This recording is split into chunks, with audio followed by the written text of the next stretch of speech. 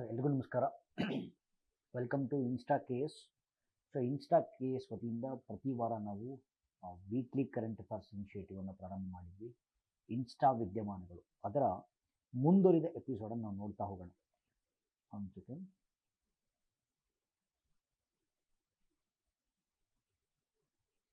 Okay, so ಹಿಮಕುಸಿತ ಅಂತಂದ್ರೆ ಏನು discuss ಮಾಡಿದ್ವಿ. ಸೊ ಅಮೆರಿಕದ gold card US visa discuss ಮಾಡಿದ್ವಿ.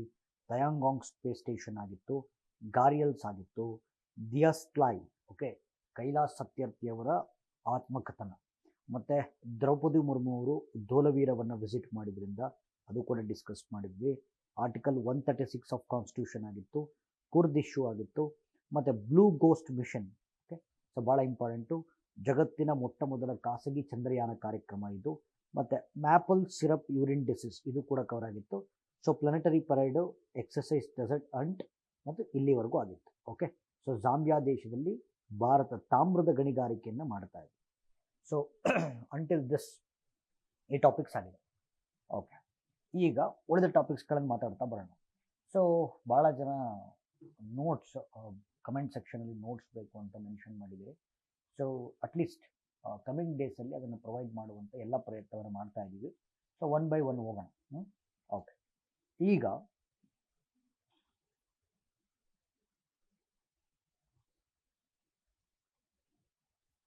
ಓಕೆ, ಸೊ ಇಲ್ಲಿವರೆಗೂ ಆಗಿತ್ತು ಅಲ್ವಾ. ಸೊ ಅಂಟಿಲ್ ದಿಸ್ ಟಾಪಿಕ್ ನಾವು ಫಿನಿಶ್ ಮಾಡಿದ್ವಿ. ನೆಕ್ಸ್ಟು ಓಕೆ, ಸ್ವಾವಲಂಬಿನಿ ಅಂತ. ಸೊ ಇತ್ತೀಚೆಗೆ ministry of skill development and entrepreneurship, okay, ಕೌಶಲ್ಯ ಅಭಿವೃದ್ಧಿ ಮತ್ತು ಉದ್ಯಮಶೀಲತೆ ಸಚಿವಾಲಯ, ನೀತಿ ಆಯೋಗದ ಸಹಭಾಗಿತ್ವದಲ್ಲಿ ಒಂದು ಹೊಸ ಕಾರ್ಯಕ್ರಮವನ್ನು ಶುರು ಮಾಡಿದೆ. ಇದನ್ನು ಸ್ವಾವಲಂಬಿನಿ ಅಂತ ಕರೀತಾರೆ. ಓಕೆ, ಪ್ರಶ್ನೆ ಕೇಳ್ತಾರೆ, ಸೊ ಸ್ವಾವಲಂಬಿನಿ ಕಾರ್ಯಕ್ರಮವನ್ನು ಪ್ರಾರಂಭಿಸಿರುವ ಮಿನಿಸ್ಟ್ರಿ ಯಾವುದು, ಸಚಿವಾಲಯ ಯಾವುದು? Okay, so it is ministry of skill development, so ಕೌಶಲ್ಯಾಭಿವೃದ್ಧಿ ಮತ್ತು ಉದ್ಯಮಶೀಲತೆ ಸಚಿವಾಲಯ. ಸೊ ಇದಕ್ಕೆ ಸ್ವಲ್ಪ ಜಾಸ್ತಿ ಡೀಟೇಲ್ ಆಗಿ ಮಾಡೋಣ ನೋಡಿ. ಸೊ ಇತ್ತೀಚೆಗೆ ಆಂಟ್ರಪ್ರಿನರ್ಶಿಪ್ ಬಗ್ಗೆ ಭಾಳ ಮಾತಾಡ್ತಾ ಇದೆ. ಆಂಟ್ರಪ್ರಿನರ್ಶಿಪ್, ಉದ್ಯಮಶೀಲತೆ ಅಂತ ಕರಿತೀವಿ. ಸೊ ಪ್ರಶ್ನೆ ಕೇಳ್ತಾರೆ, ಉದ್ಯಮಶೀಲತೆಯನ್ನು ಪ್ರೋತ್ಸಾಹಿಸುವಂಥ ರಾಷ್ಟ್ರೀಯ ಕಾರ್ಯಕ್ರಮ ಯಾವುದು? ಓಕೆ, ಸೊ ಉದ್ಯಮಶೀಲತೆಯನ್ನು ಪ್ರೋತ್ಸಾಹಿಸುವಂಥ ರಾಷ್ಟ್ರೀಯ ಕಾರ್ಯಕ್ರಮ ಅಟಲ್ ಇನೋವೇಷನ್ ಮಿಷನ್ ಅಂತ. Okay, Atal innovation mission. So ಪ್ರಾರಂಭಿಸಿರುವಂಥ ಸಂಸ್ಥೆ ಬಂದು ನೀತಿ ಆಯೋಗ. ನೀತಿ ಆಯೋಗ. ಸೊ ನೀತಿ ಆಯೋಗದಲ್ಲಿ ಪ್ರಶ್ನೆ ಕೇಳ್ತಾರೆ, ನೀತಿ ಪದದ ವಿಸ್ತೃತ ರೂಪ ಏನು? ಗ್ರೂಪ್ ಸಿ, ಗ್ರೂಪ್ ಟಿ ಎಕ್ಸಾಮ್ಸ್ಗಳಲ್ಲಿ, especially STA, FTA, PSI, PC ಪರೀಕ್ಷೆಗಳಲ್ಲಿ. ಓಕೆ, ಸೊ ನೀತಿ ಆಯೋಗದ ವಿಸ್ತೃತ ರೂಪ national institution for transforming India. Okay, ಇದು ಕ್ವಶನ್ ಆಗಿದೆ ಇದು. Okay, national institution for transforming India 2015 ಜನವರಿ 1ನೇ ತಾರೀಕು ಪ್ರಾರಂಭ ಆಯಿತು. ಸೊ ಹಾಗಾದರೆ ನೀತಿ ಆಯೋಗವು ಯಾವ ಹಳೆಯ ಸಂಸ್ಥೆಯನ್ನು ರೀಪ್ಲೇಸ್ ಮಾಡಿತು ಅಂತ ಕೇಳಿದ್ರೆ ಪ್ಲಾನಿಂಗ್ ಕಮಿಷನ್, ಯೋಜನಾ ಆಯೋಗ ಅಲ್ವಾ. ಸೊ ಪ್ಲಾನಿಂಗ್ ಕಮಿಷನನ್ನು ರೀಪ್ಲೇಸ್ ಮಾಡಿತು, ಪ್ರತಿಯೊಬ್ಬರಿಗೂ ಗೊತ್ತಿದೆ. ಓಕೆ, ಸೊ ಈ ಯೋಜನಾ ಆಯೋಗ ಜವಾಹರ್ಲಾಲ್ ನೆಹರು ಅವರ ಕನಸಿನ ಕೂಸು. ಓಕೆ, ಸೊ ಜವಾಹರ್ಲಾಲ್ ನೆಹರು ಅವರ ಕನಸಿನ ಕೂಸು. ಸೊ ಈ ಯೋಜನಾ ಆಯೋಗ ಏನು ಮಾಡ್ತಾ ಇತ್ತು, ಪಂಚವಾರ್ಷಿಕ ಯೋಜನೆಗಳನ್ನು ತಯಾರು ಮಾಡ್ತಾ ಇತ್ತು ಅಲ್ವಾ. ಸೊ 5 year ಪ್ಲಾನ್ಸನ್ನು ತಯಾರು ಮಾಡ್ತಾ ಇತ್ತು. ಬಟ್ ಇವತ್ತಿನ ಕೇಂದ್ರ ಸರ್ಕಾರ ಯೋಜನಾ ಆಯೋಗವನ್ನು ರದ್ದುಪಡಿಸಿ 2015 ಜನವರಿ 1ನೇ ತಾರೀಕು ನೀತಿ ಆಯೋಗವನ್ನು ಎಸ್ಟಾಬ್ಲಿಷ್ ಮಾಡ್ತಾರೆ. ಸರ್ ಹಾಗಾದರೆ ಪ್ಲಾನಿಂಗ್ ಕಮಿಷನ್ಗೂ ನೀತಿ ಆಯೋಗಕ್ಕೂ ವ್ಯತ್ಯಾಸ ಏನು ಅಂತ ಕೇಳಿದ್ರೆ, ಪ್ಲಾನಿಂಗ್ ಕಮಿಷನ್ನು ಪಂಚವಾರ್ಷಿಕ ಯೋಜನೆಗಳನ್ನು ತಯಾರು ಮಾಡ್ತಾ ಇತ್ತು, ನೀತಿ ಆಯೋಗ 15 years ವಿಷನ್ ಡಾಕ್ಯುಮೆಂಟನ್ನು ತಯಾರು ಮಾಡುತ್ತೆ, 15 ವರ್ಷಗಳ ಪ್ಲಾನಿಂಗ್ ಮಾಡುತ್ತೆ. ಓಕೆ, ಸೊ ಇನ್ನೊಂದು ಫ್ಯಾಕ್ಚುಯಲ್ ಕ್ವಶನ್ ಕೇಳಬಹುದು, ನೀತಿ ಆಯೋಗದ ಪ್ರೆಸೆಂಟ್ ಚೇರ್ಮನ್ ಯಾರು ಅಂತಂದರೆ it is prime minister. Okay, so NITI ಆಯೋಗದ ಪ್ರೆಸೆಂಟ್ ಚೇರ್ಪರ್ಸನ್ ಬಂದು ಪ್ರೈಮ್ ಮಿನಿಸ್ಟರ್. ಸೊ ಇದು ಎಕ್ಸ್ ಅಫಿಷಿಯೋ ಪೋಸ್ಟ್, ಪದನಿಮಿತ್ತ ಹುದ್ದೆ. ಅಂದರೆ ಯಾರು ಪ್ರೈಮ್ ಮಿನಿಸ್ಟರ್ ಆಗಿರ್ತಾರೋ ಅವ್ರು ಆಟೋಮೆಟಿಕಲಿ ಏನಾಗಿರ್ತಾರೆ, ನೀತಿ ಆಯೋಗದ ಚೇರ್ಪರ್ಸನ್ ಆಗಿರ್ತಾರೆ. ಓಕೆ, ಸೊ ನೀತಿ ಆಯೋಗದ ವೈಸ್ ಚೇರ್ಪರ್ಸನ್, ಉಪಾಧ್ಯಕ್ಷ ಯಾರು?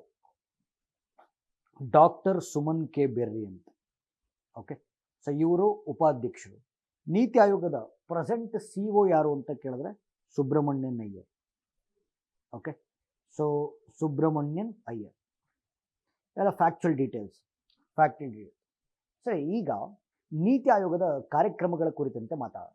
ಓಕೆ, ಬಿಕಾಸ್ ಇಲ್ಲೂ ಕೂಡ ಸ್ವಾವಲಂಬಿನಿ ಕಾರ್ಯಕ್ರಮ ನೀತಿ ಆಯೋಗವೇ ಜಾರಿಗೆ ತಂದಿರೋದ್ರಿಂದ ನೀತಿ ಆಯೋಗದ ಅನೇಕ ಕಾರ್ಯಕ್ರಮಗಳು ಕ್ವಶನ್ ಆಗ್ತಾ ಇದೆ. ಓಕೆ, ಅದರಲ್ಲಿ ಒಂದು ಕಾರ್ಯಕ್ರಮ ಬಂದು ಓಕೆ ಅಟಲ್ ಇನೋವೇಷನ್ ಮಿಷನ್ ಅಂತ. ಅಟಲ್ ಇನೋವೇಷನ್ ಮಿಷನ್ ಏನು ಹೇಳುತ್ತೆ? ಓಕೆ, ಸೊ ಭಾರತದಲ್ಲಿ ಇನೋವೇಷನ್ ಮತ್ತು ಆಂಟ್ರಪ್ರಿನರ್ಶಿಪ್, ಓಕೆ, ನಾವೀನ್ಯತೆ ಮತ್ತು ಉದ್ಯಮಶೀಲತೆಯನ್ನು ಪ್ರೋತ್ಸಾಹಿಸುವ ರಾಷ್ಟ್ರೀಯ ಕಾರ್ಯಕ್ರಮ.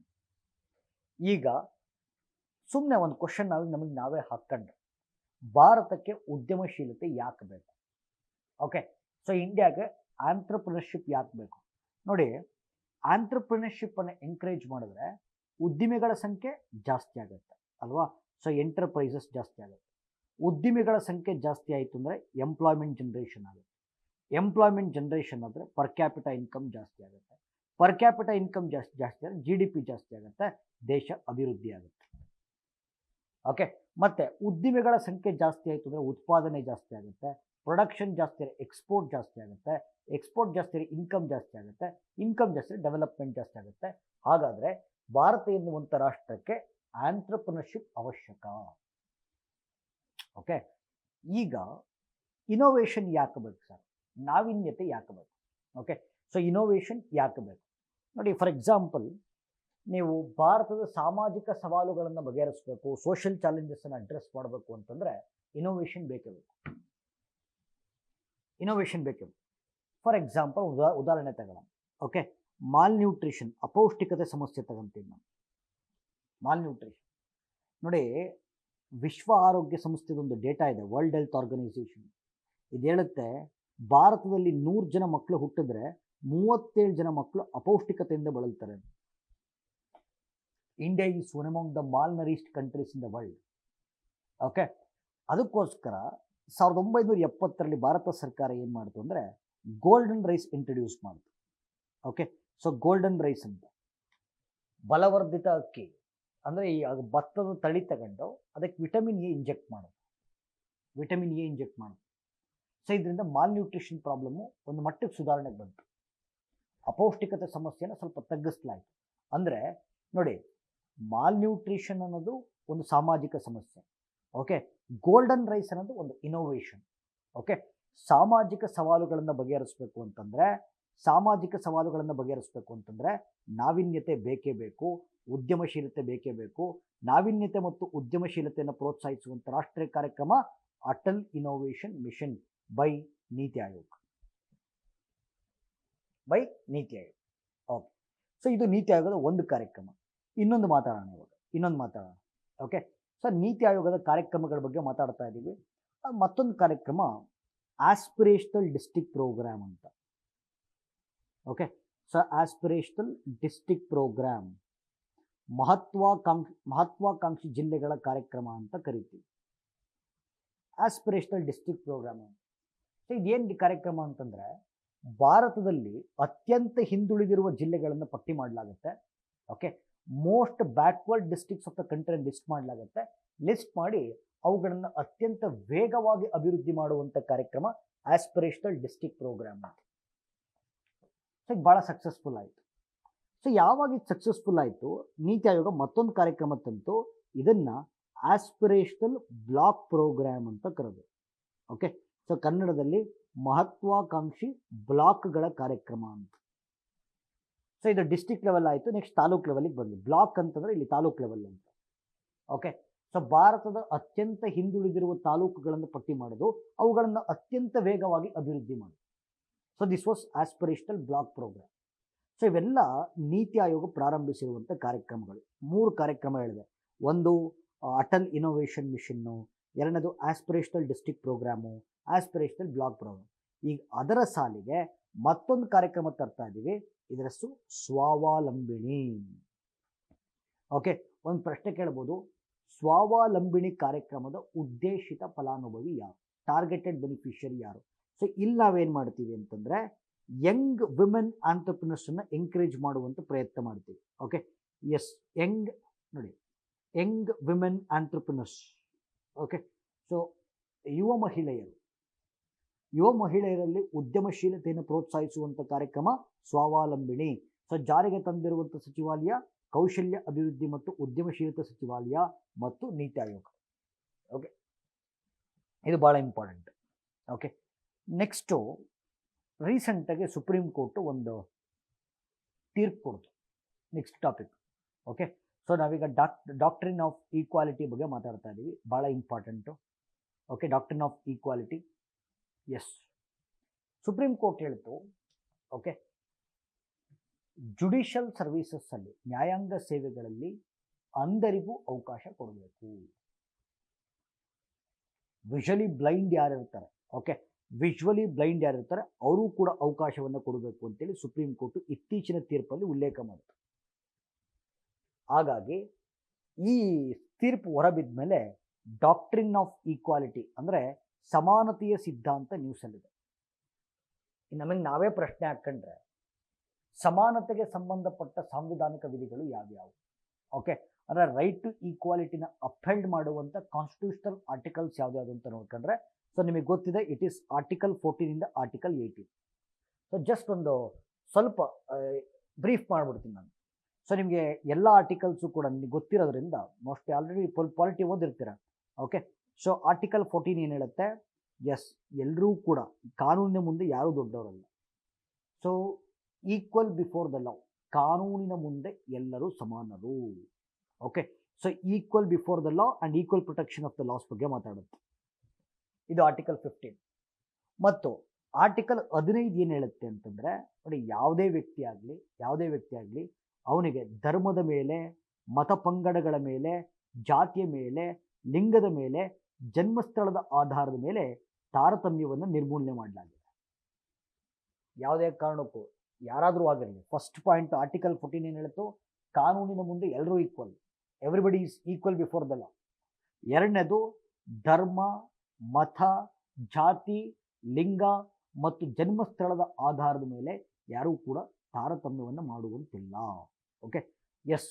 ಮೂರನೇದು, ಓಕೆ, ಪಬ್ಲಿಕ್ ನೋಡಿ, ಆರ್ಟಿಕಲ್ 16 ಏನು ಹೇಳುತ್ತೆ? 16 ಪಬ್ಲಿಕ್ ಎಂಪ್ಲಾಯ್ಮೆಂಟಲ್ಲಿ, ಓಕೆ, ಸಾರ್ವಜನಿಕ ಉದ್ಯೋಗವನ್ನು ಪಡಿಬೇಕಾದ್ರೆ ಯಾವುದೇ ಕಾರಣಕ್ಕೂ ನೋಡಿ, ಧರ್ಮ, ಮತ, ಜಾತಿ, ಲಿಂಗ ಅಥವಾ ಉತ್ತರಾಧಿಕಾರ, ಜನ್ಮಸ್ಥಳ, ವಾಸಸ್ಥಳ ಇದರ ಆಧಾರದ ಮೇಲೆ ಡಿಸ್ಕ್ರಿಮಿನೇಷನ್ ಮಾಡಂಗಿಲ್ಲ. ಪಬ್ಲಿಕ್ ಎಂಪ್ಲಾಯ್ಮೆಂಟಲ್ಲಿ ಈಕ್ವಾಲಿಟಿ ಇರಬೇಕು. ಸಾರ್ವಜನಿಕ ಉದ್ಯೋಗಗಳಲ್ಲಿ ಸಮಾನ ಅವಕಾಶ ಇರಬೇಕು. ಮತ್ತು ಆರ್ಟಿಕಲ್ 17 ಏನು ಹೇಳುತ್ತೆ ಅಂತಂದರೆ ಅಸ್ಪೃಶ್ಯತೆ. ಓಕೆ, ಅಸ್ಪೃಶ್ಯತೆ ಮತ್ತು ಅದರ ಎಲ್ಲ ಸ್ವರೂಪಗಳನ್ನು ಸಂವಿಧಾನ ಬ್ಯಾನ್ ಮಾಡಿದೆ. ಓಕೆ, ಮತ್ತು ಆರ್ಟಿಕಲ್ 18 ಯಾವುದೇ ಕಾರಣಕ್ಕೂ ಸರ್ಕಾರ ಯಾವುದೇ ರೀತಿಯಾಗಿರುವಂಥ ಟೈಟಲ್ಗಳನ್ನು ಯಾರೂ ಕೊಡಂಗಿಲ್ಲ. ಅಂದರೆ ಮಿಲಿಟರಿಗಳಲ್ಲಿ ಮತ್ತು ಶೈಕ್ಷಣಿಕ ಸಂಸ್ಥೆಗಳಲ್ಲಿ ಬಿಟ್ಟು ಸೊ ಸರ್ಕಾರ ಯಾವುದೇ ಕಾರಣಕ್ಕೂ ಯಾವುದೇ ವ್ಯಕ್ತಿಗೆ ಯಾವುದೇ ಟೈಟಲ್ಗಳನ್ನು ಕೊಡಂಗಿಲ್ಲ. ಪ್ರಿಫಿಕ್ಸಲ್ಲಾಗಲಿ ಸಫಿಕ್ಸಲ್ಲಾಗಲಿ ಕೊಡಂಗಿಲ್ಲ. ಸೊ ಇದು ಸಮಾನತೆಯನ್ನು ಆಧರಿಸುವಂಥ ಸಾಂವಿಧಾನಿಕ ವಿಧಿಗಳು.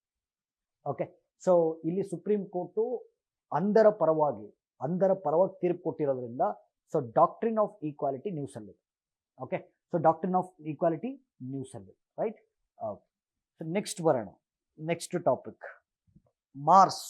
ಓಕೆ, ಮಂಗಳ ಗ್ರಹ. ಓಕೆ, ಸೊ ಮಂಗಳ ಗ್ರಹ ನ್ಯೂಸಲ್ಲಿದೆ, ಭಾಳ ಇಂಪಾರ್ಟೆಂಟ್. ಓಕೆ, ಸೊ ಈ ಮಂಗಳ ಗ್ರಹದ ಬಗ್ಗೆ ಮಾತಾಡೋಕ್ಕಿಂತ ಮುಂಚೆ ಸ್ವಲ್ಪ ನಾನು ಬೇಸಿಕ್ಸ್ ಬಗ್ಗೆ ಮಾತಾಡ್ತೀನಿ. ಓಕೆ, ಸ್ವಲ್ಪ ಬೇಸಿಕ್ಸ್, ಬಿಕಾಸ್ ನಾವು ಇಲ್ಲಿ ಕರೆಂಟ್ ಅಫೇರ್ಸಲ್ಲಿ ಪ್ರಯತ್ನ ಏನು ಅಂತಂದರೆ ಕರೆಂಟ್ ಅಫೇರ್ಸನ್ನು ಬೇಸಿಕ್ಸ್ ಜೊತೆಗೆ ಜೋಡಿಸುವಂಥ ಪ್ರಯತ್ನವನ್ನು ಮಾಡ್ತಾ ಇದ್ದೀವಿ. ಓಕೆ, ಸೊ ಇದು ಭಾಳ ಇಂಪಾರ್ಟೆಂಟು. ಈಗ ರೀಸೆಂಟಾಗಿ ಕ್ವಶನ್ಸ್ ಹೆಂಗೆ ಬರ್ತಾ ಇದೆ ಅಂತಂದರೆ, ಓಕೆ, ಸೊ ರೀಸೆಂಟಾಗಿ ಕ್ವಶನ್ಸ್ ಹೆಂಗೆ ಬರ್ತಾ ಇದೆ ಅಂದರೆ, ಜೌಗು ಪ್ರದೇಶಗಳಿಗೆ ನಾನು ಉದಾಹರಣೆ ಕೊಡ್ತೀನಿ ನಿಮಗೆ. ಓಕೆ, ಸೊ ಜೌಗು ಪ್ರದೇಶಗಳಿಗೆ ಸಂಬಂಧಪಟ್ಟಂತೆ ಕೆಳಗಿನ ಹೇಳಿಕೆಗಳನ್ನು ಪರಿಗಣಿಸಿ. ಓಕೆ, ಸೊ ಈಗ ಒಂದು ಕ್ವಶನ್ ಇರುತ್ತೆ. ಓಕೆ, ಸೊ ಜೌಗು ಪ್ರದೇಶಗಳಿಗೆ ಸಂಬಂಧಪಟ್ಟಂತೆ ಕೆಳಗಿನ ಹೇಳಿಕೆಗಳನ್ನು ಪರಿಗಣಿಸಿ. ವೆಟ್ಲ್ಯಾಂಡ್ಸ್. Point number 1. ಓಕೆ, ಒಂದು ಭೂಪ್ರದೇಶವನ್ನು ವೆಟ್ಲ್ಯಾಂಡ್ ಅಂತ ಕರಿಬೇಕಾದ್ರೆ ಅಲ್ಲಿ ನೀರಿನ ಆಳ ಕನಿಷ್ಠ 3 ಮೀಟರ್ಸ್ ಇರಬೇಕು. ಓಕೆ, ಗರಿಷ್ಠ 6 ಮೀಟರ್ಸ್ ಇರಬೇಕು. ಮಿನಿಮಮ್ 3 ಮೀಟರ್ಸ್ ಇರಬೇಕು, ಒಂದು ಪ್ರದೇಶವನ್ನು ವೆಟ್ಲ್ಯಾಂಡ್ ಅಂತ ಕರೀಬೇಕಾದ್ರೆ ಅಲ್ಲಿ ನೀರಿನ ಆಳ ಕನಿಷ್ಠ 3 ಮೀಟರ್ಸ್ ಇರಬೇಕು, ಗರಿಷ್ಠ 6 ಮೀಟರ್ಸ್ ಇರಬೇಕು. ಇದು ಪಾಯಿಂಟ್ ನಂಬರ್ 1, ಫಸ್ಟ್ ಸ್ಟೇಟ್ಮೆಂಟ್. ಎರಡನೇದು, ಓಕೆ, ಅಳಿವೆಗಳು ಎಸ್ಚುರೀಸ್ ಅಂತ ಕರಿತೀವಿ. ಓಕೆ, ಅಳಿವೆಗಳು ಜೋಗು ಪ್ರದೇಶಗಳಿಗೆ ಉದಾಹರಣೆ ಆಗಿದೆ. Second statement. Estuaries are the examples for wetland. Second statement. ಮೂರನೇದು, 89 ರಾಮ್ಸರ್ ತಾಣಗಳನ್ನು ಅಭಿವೃದ್ಧಿಪಡಿಸಲು ಭಾರತ ಸರ್ಕಾರ ತಂದಿರುವಂಥ ಕಾರ್ಯಕ್ರಮ ಮಿಷ್ಟಿ ಕಾರ್ಯಕ್ರಮ. ನಾಲ್ಕನೇದು ನೋಡಿ, ಮಿಷ್ಟಿ ಕಾರ್ಯಕ್ರಮ.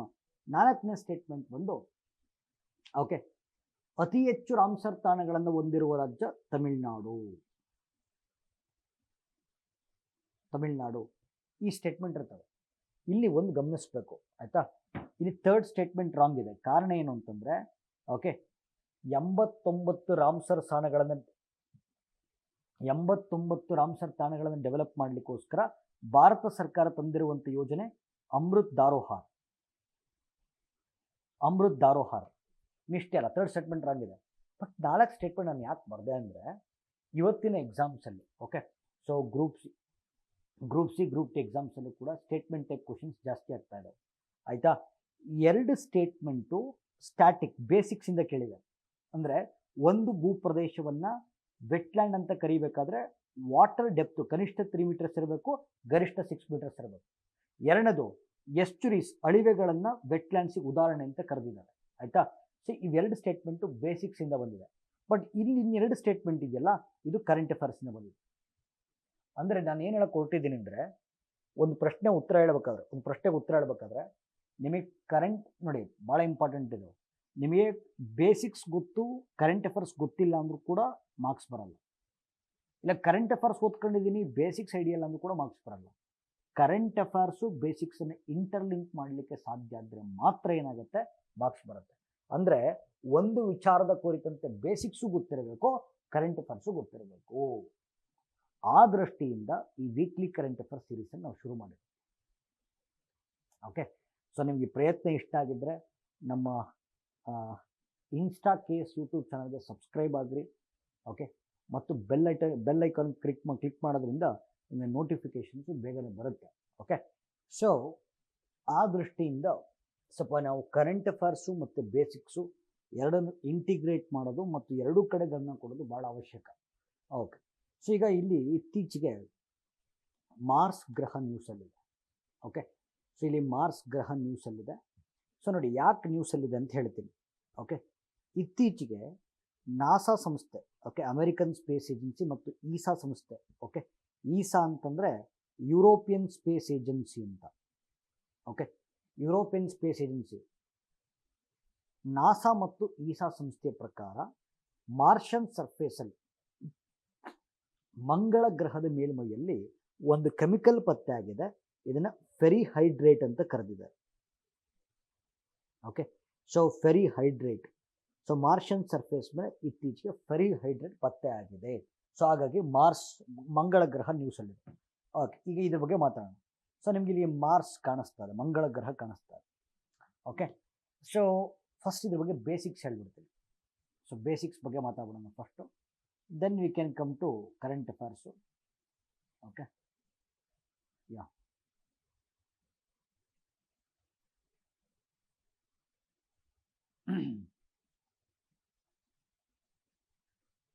ಎಸ್,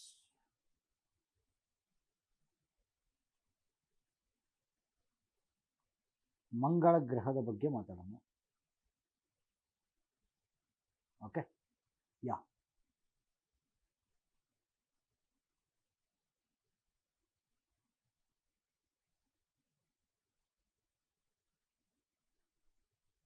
ಯಾ. ಸೊ ನೋಡಿ,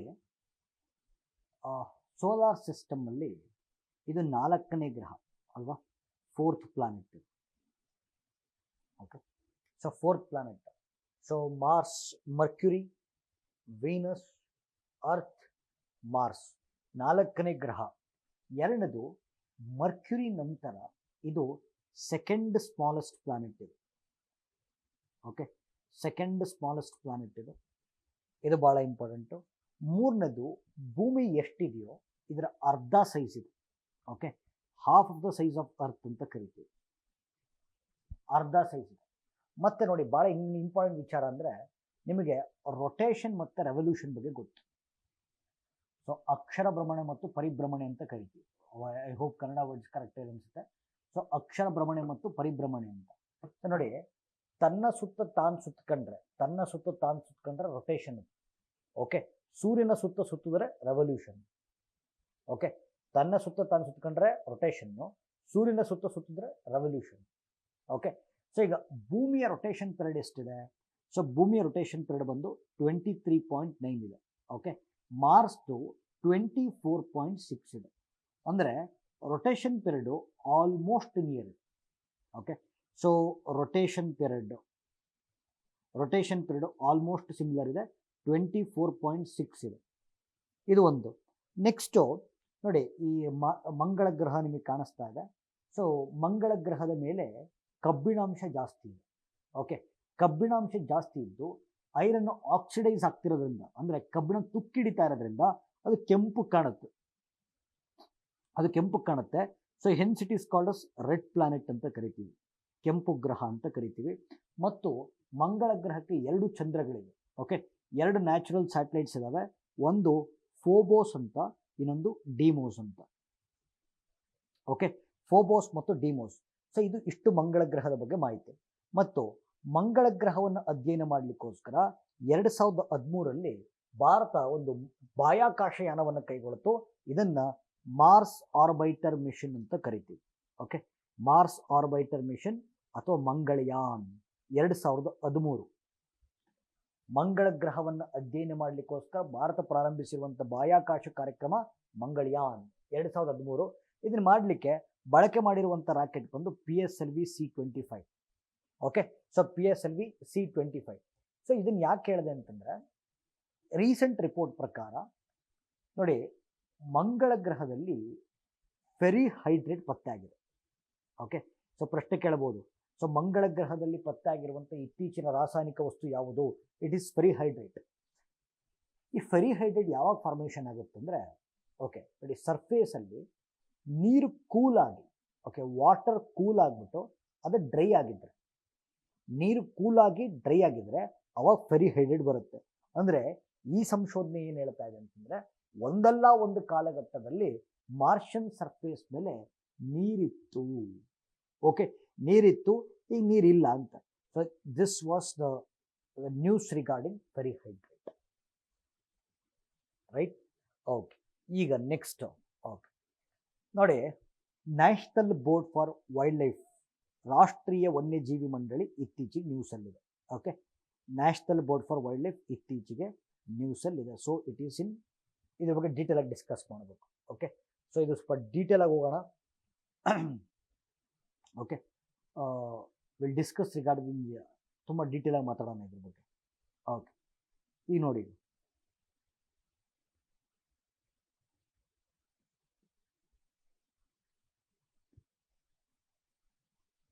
ಓಕೆ ನೋಡಿ, ಇಂಡಿಯಾದಲ್ಲಿ ವೈಲ್ಡ್ ಲೈಫ್ ಪ್ರೊಟೆಕ್ಷನ್ ಆ್ಯಕ್ಟ್ ಅಂತ ಒಂದು ಕಾಯ್ದೆ ಇದೆ. Okay, so wild life protection act, ವನ್ಯಜೀವಿ ಸಂರಕ್ಷಣಾ ಕಾಯ್ದೆ 1970. Okay, wild life protection act 1972. Okay, ವನ್ಯಜೀವಿ ಸಂರಕ್ಷಣಾ ಕಾಯ್ದೆ 1972. ಈ ಕಾಯ್ದೆ ಉದ್ದೇಶ ಭಾರತದಲ್ಲಿ ವನ್ಯಜೀವಿಗಳ ಬೇಟೆ, ವನ್ಯಜೀವಿಗಳ ಕಳ್ಳಸಾಗಣೆ, ಓಕೆ ಕಳ್ಳಸಾಗಣೆ ಮತ್ತು ವನ್ಯಜೀವಿಗಳ ಅಕ್ರಮ ವ್ಯಾಪಾರವನ್ನು ತಡೆಗಟ್ಟುವುದು. ವೈಲ್ಡ್ ಲೈಫ್ ಪೋಚಿಂಗ್ ಅಂತಂದರೆ ಹಂಟಿಂಗ್ ಅಂತ, ಬೇಟೆಯಾಡೋದು. ಟ್ರಾಫಿಕಿಂಗ್ ಅಂದರೆ ವನ್ಯಜೀವಿಗಳ ಕಳ್ಳಸಾಗಣೆ. ಇಲ್ಲಿಗಲ್ ಟ್ರೇಡ್, ಅಕ್ರಮ ವ್ಯಾಪಾರ. ಓಕೆ, ವನ್ಯಜೀವಿಗಳ ಬೇಟೆ, ಕಳ್ಳಸಾಗಣೆ ಮತ್ತು ಅಕ್ರಮ ವ್ಯಾಪಾರವನ್ನು ತಡೆಗಟ್ಟುವಂಥ ಕಾಯ್ದೆ wild life protection act 1972. Okay, ಈಗ ಒಂದು ಕಾಯ್ದೆಯನ್ನು ಇಂಪ್ಲಿಮೆಂಟ್ ಮಾಡೋದಕ್ಕೆ, ಓಕೆ ಒಂದು ಕಾಯ್ದೆಯನ್ನು ಇಂಪ್ಲಿಮೆಂಟ್ ಮಾಡೋದಕ್ಕೆ ಒಂದು ಶಾಸನಬದ್ಧ ಸಂಸ್ಥೆ ಅಂತಿರುತ್ತೆ. ಓಕೆ, ಸ್ಟ್ಯಾಚ್ಯುಟರಿ ಬಾಡಿ ಅಂತಿರುತ್ತೆ.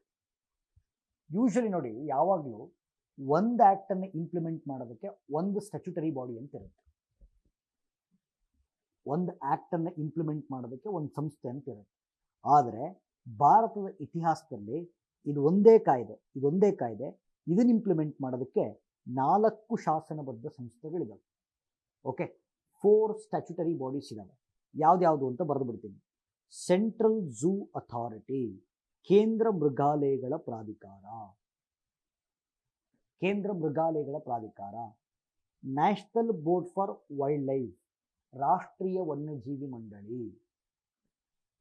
3ನೇದು ನ್ಯಾಷನಲ್ ಟೈಗರ್ ಕನ್ಸರ್ವೇಷನ್ ಅಥಾರಿಟಿ, ರಾಷ್ಟ್ರೀಯ ಹುಲಿ ಸಂರಕ್ಷಣಾ ಪ್ರಾಧಿಕಾರ. 4ನೇದು wildlife crime control bureau, ವನ್ಯಜೀವಿ ಸಂಬಂಧಿತ ಅಪರಾಧ ತಡೆ ವಿಭಾಗ. 4 ಇದಾವೆ. ಓಕೆ, ಇಡೀ ಇಂಡಿಯಾದಲ್ಲಿ ಇದೊಂದೇ ಕಾಯ್ದೆ, ಇದನ್ನು ಇಂಪ್ಲಿಮೆಂಟ್ ಮಾಡೋಕ್ಕೋಸ್ಕರ 4 ಸ್ಟ್ಯಾಚ್ಯುಟರಿ ಬಾಡೀಸ್ ಇದಾವೆ. ಆಯಿತಾ?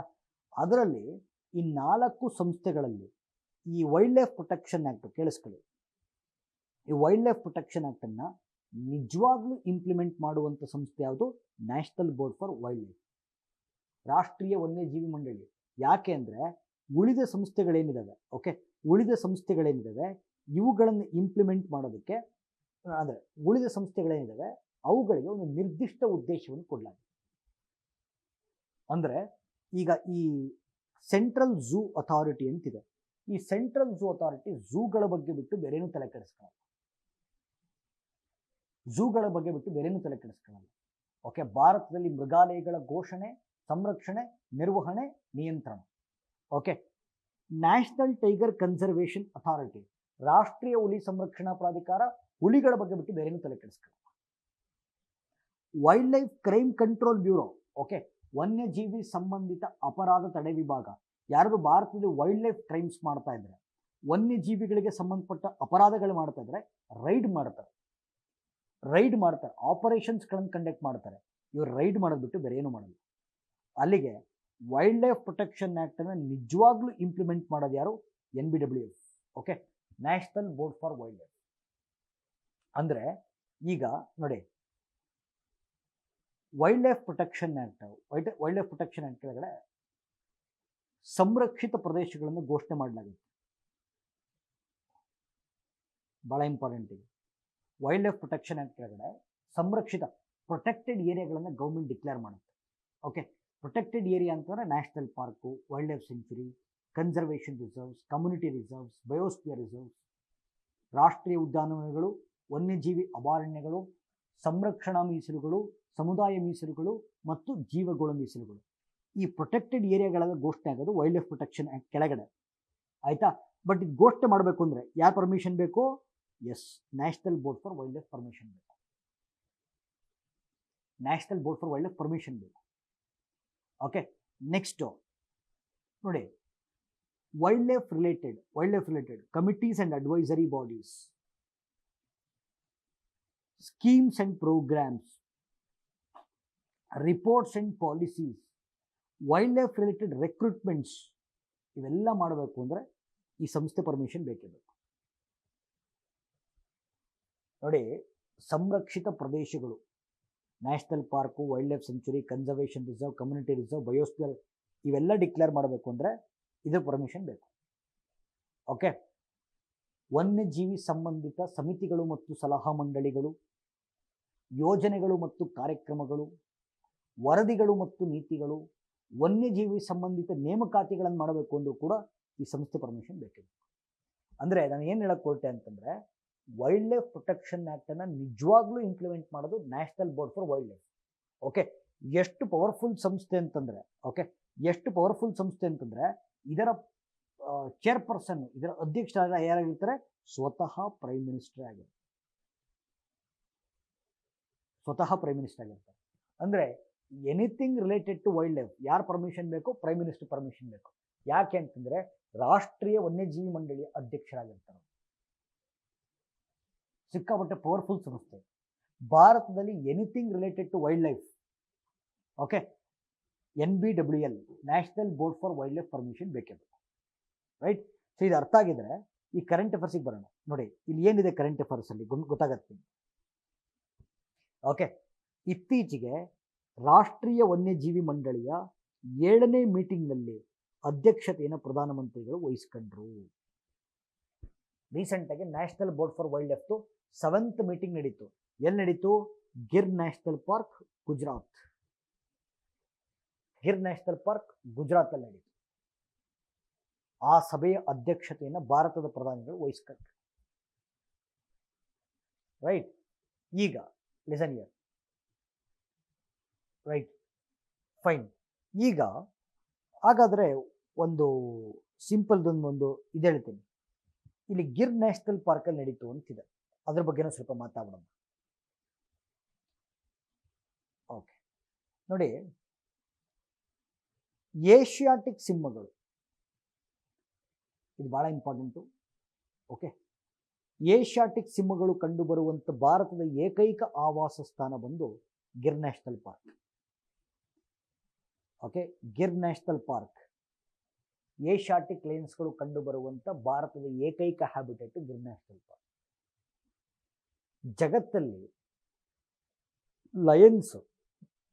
ಲಯನ್ಸು ನ್ಯಾಚುರಲ್ ಹ್ಯಾಬಿಟೇಟಲ್ಲಿ ಕಂಡುಬರೋದು ಆಫ್ರಿಕಾದಲ್ಲಿ ಮಾತ್ರ.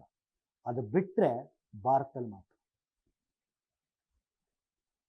ಬೇಗ ಅಮೆರಿಕದಲ್ಲಿರ್ಬೋದು, ಮತ್ತೊಂದು ಕಡೆ ಇರ್ಬೋದು, ಬರೀ ಝೂನಲ್ಲಿ ಅಷ್ಟೇ ಇದಾವೆ. ಬಟ್ ನ್ಯಾಚುರಲ್ ಆಗಿ ಜಗತ್ತಲ್ಲಿ ಲಯನ್ಸು ನ್ಯಾಚುರಲ್ ಆಗಿ ಕಂಡುಬರೋದು ಆಫ್ರಿಕಾದಲ್ಲಿ ಮಾತ್ರ, ಅದು ಬಿಟ್ಟರೆ ಭಾರತದಲ್ಲಿ ಮಾತ್ರ.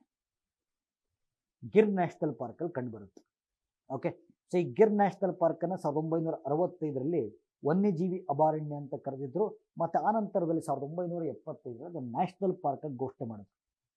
1960ರಲ್ಲಿ ಭಾರತದಲ್ಲಿ ಸಿಂಹಗಳ ಸಂಖ್ಯೆ ಕೇವಲ 200 ಇತ್ತು. ಬಟ್ ರೀಸೆಂಟ್ ಸೆನ್ಸಸ್ ನೋಡ್ಕೊಂಡ್ರೆ 2020ರ ಸಿಂಹಗಳ ಗಣತಿಯ ಪ್ರಕಾರ ಭಾರತದಲ್ಲಿ 674 ಲಯನ್ಸ್ ಇದಾವೆ. ಅಷ್ಟು ಲಯನ್ಸ್ಗಳು ಗುಜರಾತ್ನ ಗಿರ್ ನ್ಯಾಷನಲ್ ಪಾರ್ಕಲ್ಲೇ ಇದೆ. As per 2020 lion census we have 674 lions in India. ಅಂದರೆ 1960ರ ಹೊತ್ತಿಗೆ ವಿ ಜಸ್ಟ್ ಹ್ಯಾಡ್ 200 ಲಯನ್ಸ್. ಈಗ ಜಾಸ್ತಿ ಆಗಿದೆ. ಬರೀ ಲಯನ್ಸ್ ಅಂತ ಅಲ್ಲ, ಭಾರತದ ಎಲ್ಲ ದೊಡ್ಡ ಬೆಕ್ಕುಗಳ ಸಂಖ್ಯೆಯು ಕೂಡ ಬರ್ತಾ ಬರ್ತಾ ಜಾಸ್ತಿ ಆಗ್ತದೆ. ಭಾಳ ಗೊತ್ತಿರಬೇಕು. ಓಕೆ, ಮತ್ತು ಇನ್ನೊಂದು ಒಂದು ಕ್ವಶನ್ ಕೇಳ್ಬೋದು. ಗಿರ್ ನ್ಯಾಷನಲ್ ಪಾರ್ಕು ಯಾವ ಸಂರಕ್ಷಿತ ಪ್ರದೇಶಗಳನ್ನು ಒಳಗೊಂಡಿದೆ? ಓಕೆ, ನೋಡಿ, ಅದಕ್ಕೆ ಆನ್ಸರು ಗಿರ್ ಸೆಂಚುರಿ ಅಂತಿದೆ. ಗಿರ್ ವನ್ಯಜೀವಿ ಅಭಯಾರಣ್ಯ. ಓಕೆ, ಸೊ ಗಿರ್ನಾರ್ ಸೆಂಚುರಿ ಅಂತಿದೆ. ಓಕೆ, ಮಿತಿಯಾಲ ಸೆಂಚುರಿ ಅಂತಿದೆ. ಪಾನಿಯಾ ಸೆಂಚುರಿ ಅಂತಿದೆ.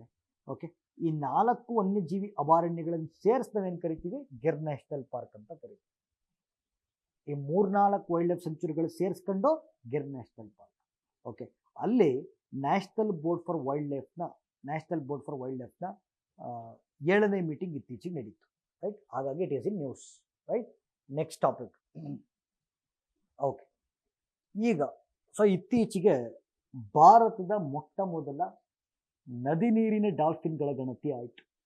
ಓಕೆ, ಭಾರತದ ಮೊಟ್ಟ ಮೊದಲ ನದಿ ನೀರಿನ ಡಾಲ್ಫಿನ್ಗಳ ಗಣತಿ ಆಯಿತು. ಸೊ ಇದ್ರ ಬಗ್ಗೆ ಮಾತಾಡೋಣ. ರೈಟ್, ಓಕೆ, ಫಸ್ಟು ಈ ಡಾಲ್ಫಿನ್ಸ್ ಬಗ್ಗೆ ಮಾತಾಡ್ತೀನಿ. Okay, so dolphins.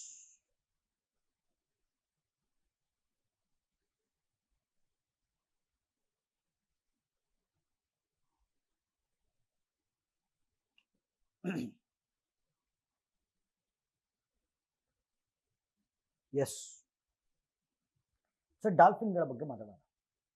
ನೋಡಿ, ಭಾರತದಲ್ಲಿ ನೀವು ಎಲ್ಲ ಲೆಕ್ಕ ಹಾಕಿದ್ರೆ we have 11 species of dolphins. 11 ಜಾತಿಯ ಡಾಲ್ಫಿನ್ಸ್ ಇದಾವೆ. ಅದರಲ್ಲಿ ನೋಡಿ, ಪ್ರಮುಖವಾಗಿ 3 ಡಾಲ್ಫಿನ್ಸ್ ಬಗ್ಗೆ ನಾವು ಮಾತಾಡ್ತೀವಿ. Okay, so Gangetic dolphins, Ganga ನದಿಯ ಡಾಲ್ಫಿನ್ಸ್ ಅಂತ ಕರಿತೀವಿ. ಎರಡನೇದು ಇರಾವಡಿ ಡಾಲ್ಫಿನ್ಸ್ ಅಂತ ಕರಿತೀವಿ. ಮೂರನೇದು ಸ್ಪಿನ್ನರ್ ಡಾಲ್ಫಿನ್ಸ್ ಅಂತ ಕರಿತೀವಿ. 11 ಜಾತಿಯ ಡಾಲ್ಫಿನ್ಸ್ಗಳಿವೆ. ಅದು ಪ್ರಮುಖವಾಗಿ 3 ಜಾತಿಯ ಡಾಲ್ಫಿನ್ಸ್ಗಳನ್ನು ಮಾತಾಡ್ತೀವಿ. Okay, so Gangetic dolphins, Irrawaddy dolphins, spinner dolphins ಅಂತ. ಸೊ ಗ್ಯಾಂಗ್ಯಾಟಿಕ್ ಡಾಲ್ಫಿನ್ಸ್ ಇದೆಯಲ್ಲ, ಇದು ಫ್ರೆಶ್ ವಾಟರ್ ಸ್ಪೀಶೀಸ್, ಸಿಹಿ ನೀರಲ್ಲಿ ಕಂಡು ಬರುವಂಥ ಪ್ರಭೇದ. ಓಕೆ, ಸೊ ಇರಾವಡಿ ಡಾಲ್ಫಿನ್ಸ್ ಬಂದು ಬ್ರಾಕಿಶ್ ವಾಟರ್, ಅರೆ ಉಪ್ಪು ನೀರು. ಓಕೆ, ಸ್ಪಿನ್ನರ್ ಡಾಲ್ಫಿನ್ಸ್ ಬಂದು ಮೆರೈನ್ ವಾಟರ್, ಉಪ್ಪು ನೀರು. ಉಪ್ಪು ನೀರು. ಸೊ ಉಪ್ಪು ನೀರು ಅಂದ ತಕ್ಷಣ ಸ್ಪಿನ್ನರ್ ಡಾಲ್ಫಿನ್ಸ್ ಎಲ್ಲಿ ಕಂಡು ಬರುತ್ತೆ? ಇಂಡಿಯನ್ ಓಷನಲ್ಲೇ ಕಂಡು ಬರುತ್ತೆ. ಓಕೆ, ಇಂಡಿಯನ್ ಓಷನಲ್ಲೇ ಕಂಡು ಬರುತ್ತೆ. ಸೊ ಇರಾವಡಿ ಬ್ರಾಕಿಶ್ ವಾಟರ್, ಅರೆ ಉಪ್ಪು ನೀರು. ಸೊ ಇರಾವಡಿ ಡಾಲ್ಫಿನ್ಸ್ ನೋಡಬೇಕು ಅಂತಂದರೆ ಚಿಲಿಕಾ ಸರೋವರಕ್ಕೆ ಭೇಟಿ ಕೊಡಬೇಕು. ಓಕೆ, ಸೊ ಗಂಗಾ ನದಿ ಡಾಲ್ಫಿನ್ಸ್ ಅಂದಾಗ ಸಿಹಿ ನೀರು, ಅಂದರೆ ನದಿಗಳಲ್ಲಿ ಕಾಣುವಂಥ ಪ್ರಭೇದ ಇದು. ಸೊ ಗಂಗಾ ಮತ್ತು ಬ್ರಹ್ಮಪುತ್ರ ನದಿಗಳಲ್ಲಿ ಕಂಡುಬರುತ್ತೆ. ಗಂಗಾ ಮತ್ತು ಬ್ರಹ್ಮಪುತ್ರ ನದಿಗಳಲ್ಲಿ ಕಂಡುಬರುವ ಸಿಹಿ ನೀರಿನ ಡಾಲ್ಫಿನ್ ಪ್ರಭೇದ ಬಂದು ಗ್ಯಾಂಗ್ಯಾಟಿಕ್ ಡಾಲ್ಫಿನ್ಸ್. ಈ ಮೂರಲ್ಲಿ which is the national aquatic animal of India? Gangetic dolphins. Okay, so ಇದನ್ನ ರಾಷ್ಟ್ರೀಯ ಜಲಚರ ಜೀವಿ ಅಂತ ಕರಿತೀವಿ. National aquatic animal of India. National aquatic animal of India 2009ರಲ್ಲಿ ಘೋಷಣೆ ಆಯಿತು. ಮತ್ತು ಗಂಗಾ ನದಿಯ ಡಾಲ್ಫಿನ್ಸು ಅಸ್ಸಾಂನ ರಾಜ್ಯ ಪ್ರಾಣಿಯೂ ಕೂಡ ಹೌದು. ಅಸ್ಸಾಂನ ರಾಜ್ಯ ಪ್ರಾಣಿಯೂ ಕೂಡ ಹೌದು. ಇತ್ತೀಚೆಗೆ ಗಂಗಾ ನದಿಯ ಡಾಲ್ಫಿನ್ಸ್ಗಳನ್ನು ಅಧ್ಯಯನ ಮಾಡಲಿಕ್ಕೋಸ್ಕರ ಭಾರತ ಸರ್ಕಾರ ಒಂದು ಪ್ರತ್ಯೇಕ ಯೂನಿವರ್ಸಿಟಿಯನ್ನು ಓಪನ್ ಮಾಡಿತು, Vikramshila. Okay, so Vikramshila Gangetic dolphin university ಅಂತ ಕರಿತೀವಿ. ಬಿಹಾರದಲ್ಲಿ ಬರುತ್ತೆ. ಮತ್ತು ಭಾರತದಲ್ಲಿ ಕಂಡು ಬರುವಂಥ ಡಾಲ್ಫಿನ್ಸ್ಗಳನ್ನು ಅಧ್ಯಯನ ಮಾಡಲಿಕ್ಕೋಸ್ಕರ ಸೊ ಭಾರತ ಸರ್ಕಾರ ಇತ್ತೀಚೆಗೆ India's first national dolphin research ಸೆಂಟರ್ನ ಓಪನ್ ಮಾಡಿ, ಭಾರತದ ಮೊಟ್ಟ ಮೊದಲ ರಾಷ್ಟ್ರೀಯ ಡಾಲ್ಫಿನ್ ಸಂಶೋಧನಾ ಕೇಂದ್ರವನ್ನು ಬಿಹಾರದ ಪಾಟ್ನಾದಲ್ಲಿ ಎಸ್ಟಾಬ್ಲಿಷ್ ಮಾಡಿದೆ.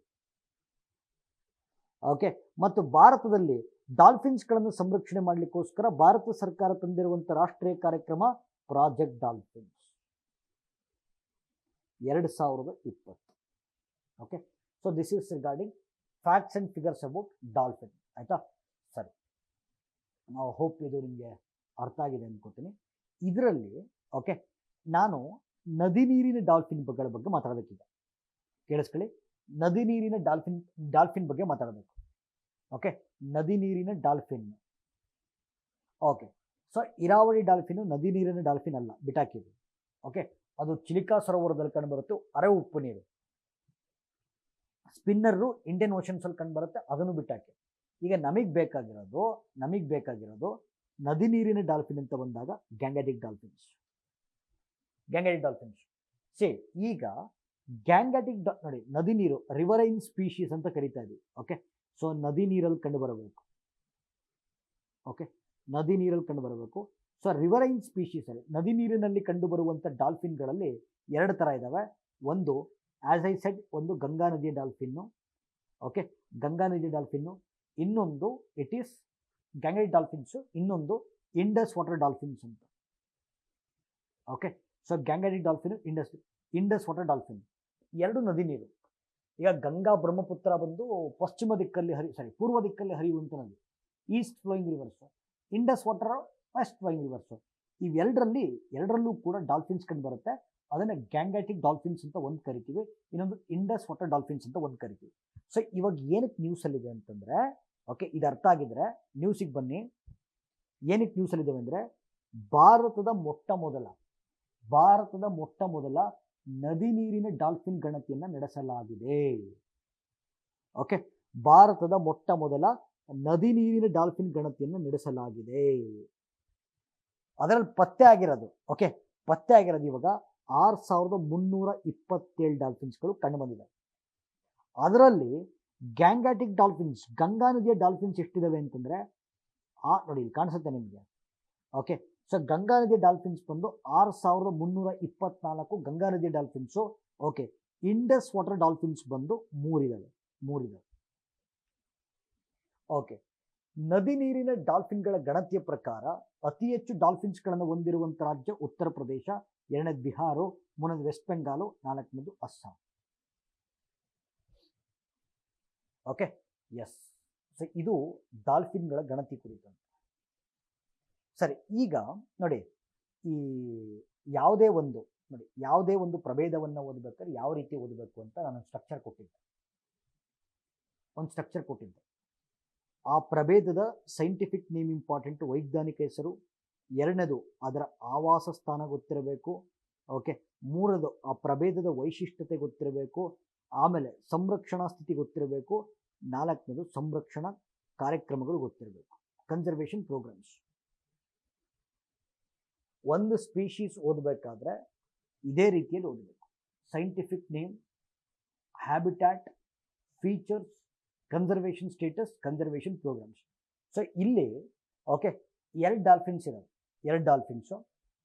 ನಾನು ಪದೇ ಪದೇ ಹೇಳ್ತಾ ಇದ್ದೀನಿ, ಇವತ್ತು ನಾನು ಮಾತಾಡಕ್ಕೆ ಹೊರಟಿರೋದು ನದಿ ನೀರಿನ ಡಾಲ್ಫಿನ್ಸ್ ಬಗ್ಗೆ. ನೀವು ಇಲ್ಲಿ ಇರಾವಳಿ ಮಧ್ಯಕ್ಕೆ ತರಬಾರ್ದು ಮತ್ತು ಸ್ಪಿನ್ನರ್ ಡಾಲ್ಫಿನ್ಸ್ ಮಧ್ಯಕ್ಕೆ ತರಬಾರ್ದು.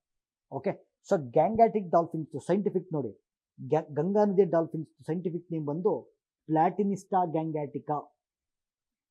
Indus water dolphins scientific name ಬಂದು ಪ್ಲಾಟಿನಿಸ್ಟಾ ಮೈನರ್ ಅಂತ. ಅದನ್ನು ನಾನು ಫಸ್ಟ್ ಆಯ್ಕೆ ಮಾಡ್ಕೊಳ್ತಿರೋದು ಗಂಗಾ ನದಿಯ ಡಾಲ್ಫಿನ್ನು, ಬಿಕಾಸ್ ಅದು ರಾಷ್ಟ್ರೀಯ ಜಲಚರ ಜೀವಿ. ಓಕೆ, ಸೊ ಆಲ್ರೆಡಿ ಹೇಳಿದ್ದೀನಿ. ಓಕೆ, ಗಂಗಾ ಮತ್ತು ಬ್ರಹ್ಮಪುತ್ರ ನದಿಗಳಲ್ಲಿ ಕಂಡು ಬರುವಂಥ ಸಿಹಿ ನೀರಿನ ಡಾಲ್ಫಿನ್ ಪ್ರಭೇದ. ಓಕೆ, ಸಿಹಿ ನೀರಿನ ಡಾಲ್ಫಿನ್ ಪ್ರಭೇದ ಈಗ ಕಾಣಿಸ್ತಾ ಇದೆ ನಿಮಗೆ. ಓಕೆ, ಈ ಡಾಲ್ಫಿನ್ಸು ನೋಡಿ, ಇದು ಕಣ್ಣು ಕಾಣಲ್ಲ, ಬ್ಲೈಂಡ್ ಇದೆ. ಇದು ಕಣ್ಣು ಕಾಣಲ್ಲ, blind. Okay, but it's a blind dolphins. ನೀರಲ್ಲಿ ಶಬ್ದವನ್ನು ಕೇಳಿಸ್ಕೊಂಡು ಬೇಟೆಯಾಡುತ್ತೆ. ಶಬ್ದವನ್ನು ಕೇಳಿಸ್ಕೊಂಡು ಬೇಟೆಯಾಡೋದ್ರಿಂದ ಇದನ್ನು ಇಕೋಜೆನಿಕ್ ಅಂತ ಕರಿತೀವಿ. ಓಕೆ, ಸೊ ಎಕೋಜೆನಿಕ್ ಅಂತ ಕರಿತೀವಿ, ಎಕೋಜೆನಿಕ್. ಸೊ ಇದು ಕಣ್ಣು ಕಾಣಲ್ಲ, ಬಟ್ ನೀರಲ್ಲಿ ಶಬ್ದವನ್ನು ಕೇಳಿಸ್ಕೊಂಡು ಬೇಟೆಯಾಡೋದ್ರಿಂದ ಎಕೋಜೆನಿಕ್ ಅಂತ ಕರಿತೀವಿ. ಮತ್ತು ಪ್ರಾದೇಶಿಕ ಭಾಷೆಯಲ್ಲಿ ಇದನ್ನು ಸೂಸು ಅಂತ ಕರೀತಾರೆ. ಓಕೆ, ಸೂಸು ಅಂತ ಕರೀತಾರೆ. ಮತ್ತು ನೋಡಿ, ಐಯುಸಿಎನ್ ಸಂಸ್ಥೆ ಇದನ್ನು ಅಳಿವಿನಂಚಿನಲ್ಲಿರುವ ಪ್ರಭೇದ ಅಂತ ಕರೆದಿದೆ. ಓಕೆ, ಸೈಟ್ ಸಮಾವೇಶ ಅಪೆಂಡಿಕ್ಸ್ 1 ಸಂರಕ್ಷಣೆ ಮಾಡಿದೆ. ವನ್ಯಜೀವಿ ಸಂರಕ್ಷಣಾ ಕಾಯ್ದೆ ಸ್ಕೆಡ್ಯೂಲ್ 1 ಸಂರಕ್ಷಣೆ ಮಾಡಿದೆ. ಓಕೆ, ಇದು ಗ್ಯಾಂಗ್ಯಾಟಿಕ್ ಡಾಲ್ಫಿನ್ಸ್ಗಳ ಬಗ್ಗೆ. ಓಕೆ, ಈಗ ಇಂಡಸ್ ವಾಟರ್ ಡಾಲ್ಫಿನ್ಸ್ ಕಾಣಿಸ್ತಾ ಇದೆ ನಿಮಗೆ. ಓಕೆ, ಸೊ ಇಂಡಸ್ ವಾಟರ್ ಸಿಸ್ಟಮಲ್ಲಿ ಬಿಯಾಸ್ ನದಿಯಲ್ಲಿ ಕಂಡು ಬರುವಂಥ ಸಿಹಿ ನೀರಿನ ಡಾಲ್ಫಿನ್ ಪ್ರಭೇದ ಇದೆ. ಓಕೆ, ಅಲ್ಲಿ ಗಂಗಾ ನದಿಯ ಡಾಲ್ಫಿನ್ಸ್ ಅನ್ನ ನೀವು ಸೂಸು ಅಂತ ಕರೆದ್ರೆ ಇದನ್ನ ಬೂಲನ್ ಅಂತ ಕರೀತಾರೆ. ಪ್ರಾದೇಶಿಕ ಹೆಸರು ಬೂಲನ್ ಅಂತ. ಓಕೆ, ಇದನ್ನು ಕೂಡ ಐಯುಸಿಎನ್ ಸಂಸ್ಥೆ ಅಳಿವಿನಂಚಿನಲ್ಲಿರುವ ಪ್ರಭೇದ ಅಂತ ಕರೆದಿದೆ. ಓಕೆ, ಮತ್ತು ನಿಮ್ಗೆ ಗೊತ್ತಿರಬೇಕು, ಗಂಗಾ ನದಿಯ dolphin national aquatic animal of India plus ಅಸ್ಸಾಂನ ರಾಜ್ಯ ಪ್ರಾಣಿ. ಬಟ್ ಇಲ್ಲಿ ಇದು ಪಂಜಾಬ್ನ ಜಲಚರ ಜೀವಿ, state aquatic animal. Okay, so ಇಲ್ಲಿ ಗಮನಿಸಿದಾಗ ಅಸ್ಸಾಮಿನ ಇದು ಸ್ಟೇಟ್ ಅಕ್ವಾಟಿಕ್ ಅನಿಮಲ್ ಆಫ್ ಅಸ್ಸಾಂನ ರಾಜ್ಯ ಜಲಚರ ಜೀವಿ ಬಂದು ಗ್ಯಾಂಗ್ಯಾಟಿಕ್ ಡಾಲ್ಫಿನ್ನು. ಬಟ್ ಇಲ್ಲೇ ಪಂಜಾಬ್ದು ಅಕ್ವಾಟಿಕ್ ಅನಿಮಲ್ ಬಂದು ಇಂಡಸ್ ವಾಟರ್ ಡಾಲ್ಫಿನ್, ಪಂಜಾಬ್ದು. ಓಕೆ, ಸೈಟ್ ಸಮಾವೇಶ ಇದನ್ನು ಅಪೆಂಡಿಕ್ಸ್ 1 ಸಂರಕ್ಷಣೆ ಮಾಡಿದೆ ಮತ್ತು ವೈಲ್ಡ್ ಲೈಫ್ ಪ್ರೊಟೆಕ್ಷನ್ ಆಕ್ಟ್ ಇದನ್ನು ಸ್ಕೆಡ್ಯೂಲ್ 1 ಸಂರಕ್ಷಣೆ ಮಾಡಿದೆ. Okay, so this is all about ನದಿ ನೀರಿನ ಡಾಲ್ಫಿನ್ಗಳ ಗಣತಿ, ರೈಟ್? ಓಕೆ, ಇವಾಗ ನೆಕ್ಸ್ಟ್ ಟಾಪಿಕ್ಕು, ಯಾರ್ಯಾರಿಗೆ ಆಸ್ಕರ್ ಪ್ರಶಸ್ತಿ ಸಿಕ್ಕಿದೆ ಇದ್ರ ಕಡೆ ಗಮನ ಕೊಡೋಣ. ಓಕೆ, ಸೊ 97th ಆಸ್ಕರ್ ಪ್ರಶಸ್ತಿಗಳ ಪ್ರಕಟ ಆಯಿತು. ಸೊ ಯಾರು ಸಿನಿಮಾಗಳಲ್ಲಿ, ಓಕೆ, ಸೊ ಸಿನಿಮಾ ಕ್ಷೇತ್ರದಲ್ಲಿ ಉತ್ಕೃಷ್ಟ ಸಾಧನೆ ಮಾಡ್ತಾರೆ ಅಂತಹ ಪ್ರತಿಭಾನ್ವಿತ ಕಲಾವಿದರಿಗೆ ವಾರ್ಷಿಕವಾಗಿ ನೀಡುವಂಥ ಪ್ರಶಸ್ತಿ ಆಸ್ಕರ್ ಪ್ರಶಸ್ತಿ. ಈ ಆಸ್ಕರ್ ಪ್ರಶಸ್ತಿನ ಎಸ್ಟಾಬ್ಲಿಷ್ ಮಾಡಿದ್ದು 1929ರಲ್ಲಿ. ಓಕೆ, ಸ್ಥಾಪಿಸಿದಂಥ ಸಂಸ್ಥೆ ಬಂದು academy of motion pictures arts and sciences ಅಂತ. ಓಕೆ, ಇದು ಭಾಳ ಇಂಪಾರ್ಟೆಂಟು. ಓಕೆ, ನೋಡಿ ಇಲ್ಲಿ ಅನೋರಾ ಎನ್ನುವಂಥ ಈ ಒಂದು ಮೂವಿ, ಓಕೆ, ಫಿಲಮ್ ಇದು ನ್ಯೂಯಾರ್ಕ್ನಲ್ಲಿ ತೆಗೆದಂಥ ಮೂವಿ ಅನೋರಾ. ಈ ಬಾರಿ 5 ಆಸ್ಕರ್ ಪ್ರಶಸ್ತಿಗಳನ್ನು ಗೆದ್ದುಕೊಂಡು. ಸೊ ಬೆಸ್ಟ್ ಪಿಕ್ಚರ್ ಅವಾರ್ಡು ಅನೋರಾ ಎನ್ನುವಂಥ ಮೂವಿ ಕೊಡಲಾಗಿದೆ. ಸೊ ಅದು ಬಿಟ್ಟರೆ ಬೆಸ್ಟ್ ಡೈರೆಕ್ಟರ್ ಬಂದು ನೋಡಿ, ಬೆಸ್ಟ್ ಡೈರೆಕ್ಟರ್ ಬಂದು Sean Baker. Okay, best director ಬಂದು ಸೀನ್ ಬೇಕರಿಗೆ ಕೊಡಲಾಗಿದೆ. ಓಕೆ, ಬೆಸ್ಟ್ ಸ್ಕ್ರೀನ್ ಪ್ಲೇ ಪ್ರಶಸ್ತಿ, okay, best screenplay, best editing, ಇದಕ್ಕೆಲ್ಲ ಅದೇ ಡೈರೆಕ್ಟರ್ ಸೀನ್ ಬೇಕರ್ ಅವ್ರಿಗೆ ಇಷ್ಟು ಪ್ರಶಸ್ತಿಗಳು ಕೊಡಲಾಗಿದೆ. Best director, best screenplay, best editing ಪ್ರಶಸ್ತಿಯನ್ನು ಕೊಡಲಾಗಿದೆ. ಮತ್ತು ಬೆಸ್ಟ್ ಆಕ್ಟ್ರೆಸ್ ಪ್ರಶಸ್ತಿಯನ್ನು ಪಡೆದಂಥವರು ಮೈಕೆ ಮ್ಯಾಡಿಸನ್ ಅಂತ. ಓಕೆ, ಈ ಅನೋರಾ ಸಿನಿಮಾದ ಹೀರೋಯಿನ್ ಇವರು. ಸೊ ಇವ್ರಿಗೆ ಕೊಡಲಾಗಿದೆ. ನೆಕ್ಸ್ಟು ಓಕೆ, ಬೆಸ್ಟ್ ಆ್ಯಕ್ಟರ್ ಪ್ರಶಸ್ತಿ ಬಂದು ಅಡ್ರಿನ್ ಬ್ರೋಡಿ. ಓಕೆ, ಬೆಸ್ಟ್ ಆ್ಯಕ್ಟರ್ ಪ್ರಶಸ್ತಿ. ಮೂವಿ ಬ್ರೂಟಲಿಸ್ಟ್ ಅಂತ, ಬ್ರೂಟಲಿಸ್ಟ್ ಮೂವಿಗೆ ಬೆಸ್ಟ್ ಆ್ಯಕ್ಟರ್ ಪ್ರಶಸ್ತಿಯನ್ನು ಅಡ್ರಿನ್ ಬ್ರೋಡಿ ಅವರಿಗೆ ಕೊಡಲಾಗಿದೆ. ಸೊ ಅಲ್ಲಿಗೆ ಇಲ್ಲಿ 4 ವಿಚಾರಗಳು ಇಂಪಾರ್ಟೆಂಟು. ಆಸ್ಕರ್ ಪ್ರಶಸ್ತಿಯನ್ನು ಸಿನಿಮಾ ಕ್ಷೇತ್ರದಲ್ಲಿ ವಾರ್ಷಿಕವಾಗಿ ಕೊಡಲಾಗುತ್ತೆ. 1929ರಲ್ಲಿ ಪ್ರಶಸ್ತಿ ಸ್ಥಾಪನೆ ಆಯಿತು. ಸ್ಥಾಪಿಸಿದಂಥ ಸಂಸ್ಥೆ ಬಂದು academy of motion pictures arts and sciences ಅಂತ. Okay, best movie of the year, okay, Anora ಈ ಪ್ರಶಸ್ತಿ ಕೊಡಲಾಗಿದೆ. ಬೆಸ್ಟ್ ಡೈರೆಕ್ಟರ್ ಪ್ರಶಸ್ತಿಯನ್ನು Sean Baker, okay, Sean Baker ಅವರಿಗೆ ಕೊಡಲಾಗಿದೆ. Mikey Madison best actress award for Anora ಮತ್ತು Adrien Brody best actor award for the movie Brutalist. Okay, ಇದು Oscar ಪ್ರಶಸ್ತಿಗಳು important. So next topic ನೋಡಿ, ರಿಸರ್ಚ್ ಆ್ಯಂಡ್ ಡೆವಲಪ್ಮೆಂಟ್ ಮೇಲೆ ಭಾರತ ಈಗ ಇತ್ತೀಚಿನ ನೀವು ಬಡ್ಜೆಟನ್ನು ಗಮನಿಸಿದ್ರೆ ರಿಸರ್ಚ್ ಆ್ಯಂಡ್ ಡೆವಲಪ್ಮೆಂಟ್ ಮೇಲೆ, ಓಕೆ, ಸಂಶೋಧನೆ ಮತ್ತು ಅಭಿವೃದ್ಧಿ ಚಟುವಟಿಕೆಗೆ, ರಿಸರ್ಚ್ ಆ್ಯಂಡ್ ಡೆವಲಪ್ಮೆಂಟ್ಗೆ ಇಷ್ಟು ವರ್ಷ ಭಾರತ ಖರ್ಚು ಮಾಡ್ತಿದ್ದು ಗ್ರಾಸ್ ಎಕ್ಸ್ಪೆಂಡಿಚರ್ ಅಂದು ಒಟ್ಟು ಖರ್ಚು ಬಂದು ಓಕೆ 60,000 ಕೋಟಿ ರೂಪಾಯಿ ಖರ್ಚು ಮಾಡ್ತಾ ಇದ್ದೆ. ಬಟ್ ಈಗ ಅದನ್ನು ಡಬಲ್ ಮಾಡಿದ್ದಾರೆ. ಓಕೆ, ಸೊ 2013-14 ಡೇಟಾ ತಗೊಂಡ್ರೆ ನಾವು ರಿಸರ್ಚ್ ಆ್ಯಂಡ್ ಡೆವಲಪ್ಮೆಂಟಿಗೆ ಖರ್ಚು ಮಾಡ್ತಾ ಇದ್ದು 60 ಕೋಟಿ ರೂಪಾಯಿ. ಇವತ್ತು ಖರ್ಚು ಮಾಡ್ತಾ ಇದ್ದು 1,27,000 ಕೋಟಿ ರೂಪಾಯಿ. ಓಕೆ, ಸೊ ಆ ರಿಸರ್ಚ್ ಆ್ಯಂಡ್ ಡೆವಲಪ್ಮೆಂಟ್ ಕೇಳಿಸ್ಕೊಳ್ಳಿ, ಸಂಶೋಧನೆ ಮತ್ತು ಅಭಿವೃದ್ಧಿ ಚಟುವಟಿಕೆ. ಸೊ ರಿಸರ್ಚ್ ಆ್ಯಂಡ್ ಡೆವಲಪ್ಮೆಂಟನ್ನು ಎಂಕರೇಜ್ ಮಾಡಲಿಕ್ಕೋಸ್ಕರ, ರಿಸರ್ಚ್ ಆ್ಯಂಡ್ ಡೆವಲಪ್ಮೆಂಟನ್ನು ಎಂಕರೇಜ್ ಮಾಡಲಿಕ್ಕೋಸ್ಕರ ಭಾರತ ಸರ್ಕಾರ ತಂದಿರುವಂಥ ರಾಷ್ಟ್ರೀಯ ಕಾರ್ಯಕ್ರಮ ದಿಶಾ ಕಾರ್ಯಕ್ರಮ. ಓಕೆ, ಸೊ ಕ್ವಶನ್ ಕೇಳ್ಬೋದು, ದಿಶಾ ಪ್ರೋಗ್ರಾಮ್ದು ವಿಸ್ತೃತ ರೂಪ ಏನು? So driver of technological growth ಅಂತ ಕರಿತೀವಿ. Okay, so driver of technological growth. So ಇದು ರಿಸರ್ಚ್ ಆ್ಯಂಡ್ ಡೆವಲಪ್ಮೆಂಟನ್ನು ಪ್ರಮೋಟ್ ಮಾಡುವಂಥ ರಾಷ್ಟ್ರೀಯ ಕಾರ್ಯಕ್ರಮ. ಹೌದು. ನೆಕ್ಸ್ಟ್ ಕಾರ್ಯಕ್ರಮ ಬಂದು ಓಕೆ ಆಫ್ ಶೋರ್ ಮೈನಿಂಗ್ ಅಂತ. ಓಕೆ, ಸೊ ಇದೇನು ಅಂತ ನಾನು ನಿಮ್ಗೆ ಹೇಳ್ಬಿಡ್ತೀನಿ. ಓಕೆ, ಸೊ ಈಗ this is the peninsular portion of India. Okay, so ಭಾರತದ ಪರ್ಯಾಯ ದ್ವೀಪ. ಓಕೆ, ಇದನ್ನು ನಾವೇನು ಕರಿತೀವಿ, ಈ ಕಡೆ ವೆಸ್ಟರ್ನ್ ಕೋಸ್ಟ್ ಬರುತ್ತೆ, ಈ ಕಡೆ ಈಸ್ಟರ್ನ್ ಕೋಸ್ಟ್ ಬರುತ್ತೆ, ಪಶ್ಚಿಮ ಕರಾವಳಿ ಮತ್ತು ಪೂರ್ವ ಕರಾವಳಿ. ಸೊ ಕರಾವಳಿ ಪ್ರದೇಶಗಳಲ್ಲಿ ಮೈನಿಂಗ್ ಮಾಡೋದನ್ನ, ಕರಾವಳಿ ಪ್ರದೇಶಗಳಲ್ಲಿ ಗಣಿಗಾರಿಕೆ ಮಾಡಿದ್ರೆ, ಕರಾವಳಿ ಪ್ರದೇಶಗಳಲ್ಲಿ ಅಥವಾ ಕಡಲ ತೀರಗಳು, ಓಕೆ, ಬೀಚಿಂದ ಸ್ವಲ್ಪ ಸೈಡ್ ಕೋಸ್ಟಲ್ಲಿ, ಓಕೆ, ಸೊ ಕರಾವಳಿ ಪ್ರದೇಶಗಳಲ್ಲಿ ಮೈನಿಂಗ್ ಮಾಡಿದ್ರೆ ಇದನ್ನು ಆಫ್ ಶೋರ್ ಮೈನಿಂಗ್ ಅಂತ ಕರೀತೀವಿ. ಓಕೆ, ಆಫ್ ಶೋರ್ ಮೈನಿಂಗ್, ನಿಮಗೆ ಚಿತ್ರ ಕಾಣಿಸ್ತದೆ, ಮೈನಿಂಗ್ ಎಲ್ಲ ಹೆಂಗೆ ನಡೆಯುತ್ತೆ, ಎಷ್ಟು ಹೆವಿ ಮೆಷಿನರೀಸ್ ಬೇಕಾಗುತ್ತೆ ಅಂತೇಳಿ you can see it here. ಆಯಿತಾ? ಸರಿ, ಈಗ ಭಾರತ ಸರ್ಕಾರ ಆಫ್ ಶೋರ್ ಮೈನಿಂಗನ್ನು ಶುರು ಮಾಡಲಿಕ್ಕೋಸ್ಕರ, ಓಕೆ, ಸೊ ಭಾರತ ಸರ್ಕಾರ ಆಫ್ ಶೋರ್ ಮೈನಿಂಗ್ ಶುರು ಮಾಡಲಿಕ್ಕೋಸ್ಕರ ಇತ್ತೀಚೆಗೆ, ಓಕೆ ನೋಡಿ, ಇದೆ ನಿಮಗೊಂದು ಆ್ಯಕ್ಟ್ ಪಾಸ್ ಮಾಡಿ, mineral development and regulation act 2002 ಅಂತ ಒಂದು ಕಾಯ್ದೆ ಇದೆ. ಇದಕ್ಕೆ ರೀಸೆಂಟಿಗೆ ಅಮೆಂಡ್ಮೆಂಟ್ ಪಾಸ್ ಮಾಡಿತು.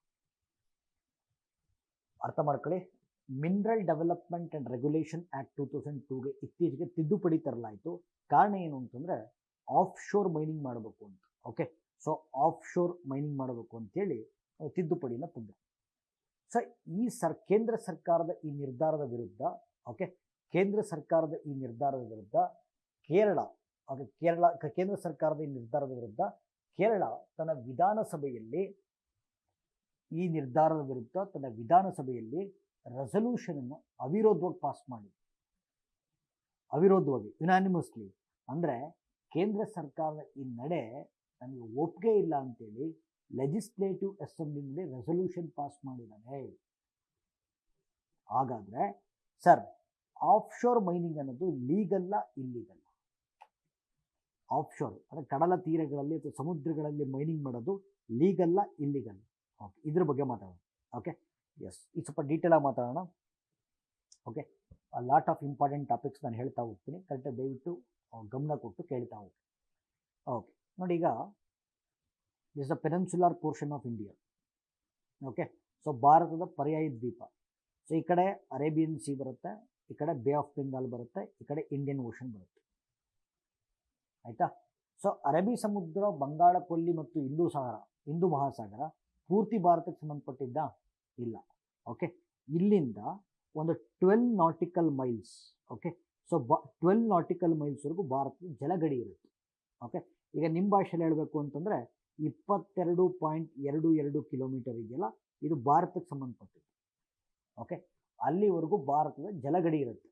ಸೊ ಈ 12 ನಾಟಿಕಲ್ ಮೈಲ್ಸ್ ಒಳಗಡೆ ಏನು ಬರುತ್ತಲ್ಲ, ಇದನ್ನು ನಾವೇನು ಕರಿತೀವಿ, ಟೆರಿಟೋರಿಯಲ್ ವಾಟರ್ಸ್ ಅಂತ ಕರಿತೀವಿ. ಓಕೆ, ಸೊ ಟೆರಿಟೋರಿಯಲ್ ವಾಟರ್ಸ್ ಅಂತ ಕರಿತೀವಿ ಭಾರತದ ಜಲಗಡಿ. ಸೊ ಈ 12 ನಾಟಿಕಲ್ ಮೈಲ್ಸಿಂದ ಹೊರಗಡೆ ಏನಿದೆಯಲ್ಲ, ಇದನ್ನು ಇಂಟರ್ನ್ಯಾಷನಲ್ ವಾಟರ್ಸ್ ಅಂತ ಕರೀತೀವಿ. ಓಕೆ, ಇಂಟರ್ನ್ಯಾಷನಲ್ ವಾಟರ್ಸ್, ಕನ್ನಡದಲ್ಲಿ ಅಂತಾರಾಷ್ಟ್ರೀಯ ಜಲಮಾರ್ಗಗಳು.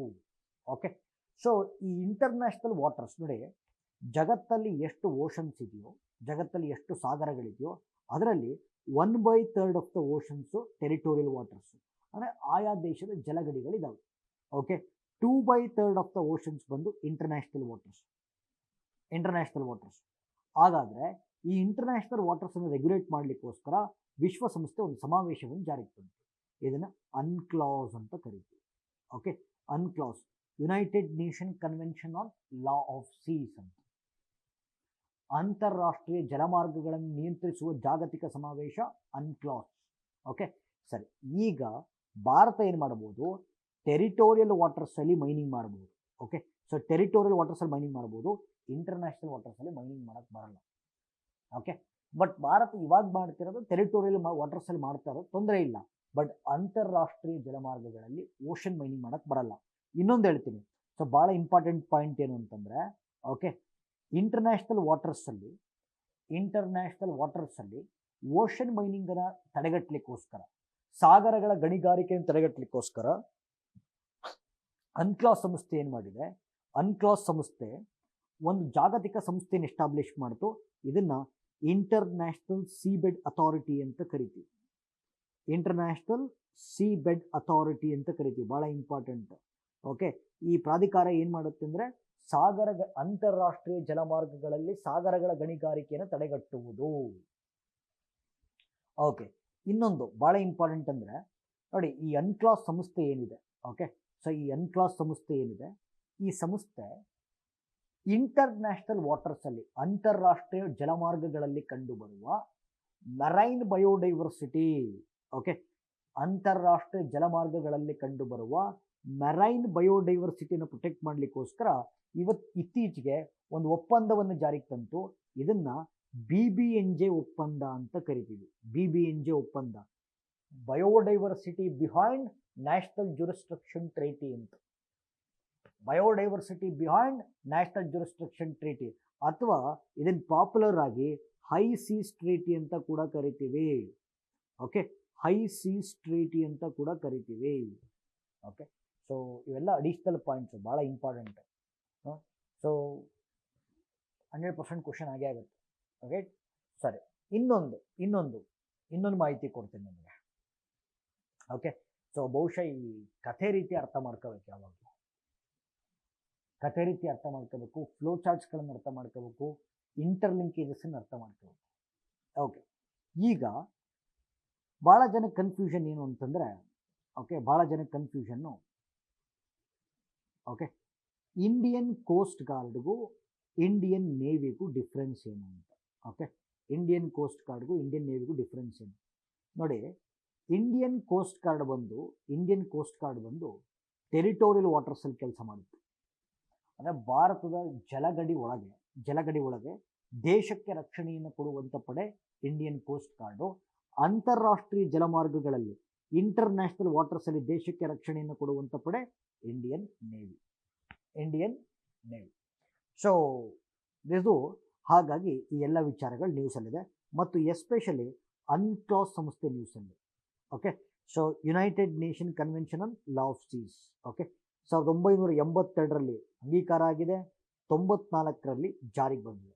ಹೆಡ್ ಕ್ವಾರ್ಟರ್ಸು ಕಿಂಗ್ಸ್ಟನ್, ಜಮೈಕಾದಲ್ಲಿದೆ, ಮತ್ತು ಸದಸ್ಯ ರಾಷ್ಟ್ರಗಳ ಸಂಖ್ಯೆ 169. ಭಾರತವೂ ಕೂಡ ಮೆಂಬರ್ಶಿಪ್ಪನ್ನು ಪಡ್ಕೊಂಡಿದೆ. ಮತ್ತು ವಿಶೇಷವಾಗಿ ಸಾಗರಗಳ ಗಣಿಗಾರಿಕೆಯನ್ನು ತಡೆಗಟ್ಟಲಿಕ್ಕೋಸ್ಕರ ಅನ್ಕ್ಲಾಸ್ ಸ್ಥಾಪಿಸಿರುವಂಥ ಜಾಗತಿಕ ಸಂಸ್ಥೆಯನ್ನು ಇಂಟರ್ನ್ಯಾಷನಲ್ ಸೀಬೆಡ್ ಅಥಾರಿಟಿ ಅಂತ ಕರಿತೀವಿ. Right? Okay, so this is all about ocean mining. Next Vantara. Okay, ಇತ್ತೀಚೆಗೆ ಪ್ರಧಾನಮಂತ್ರಿಗಳು ವನಧಾರ ಲಾಂಚ್ ಮಾಡೋದು. ಓಕೆ, ನೋಡಿ,